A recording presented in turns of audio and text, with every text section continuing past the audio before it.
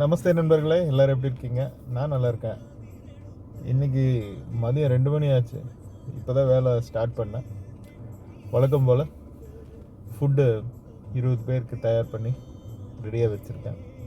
இப்போ நான் ஏர்போர்ட்டில் வெயிட் பண்ணிகிட்ருக்கேன். முதல் பயணிக்காக காத்துக்கிட்டு இருக்கேன்.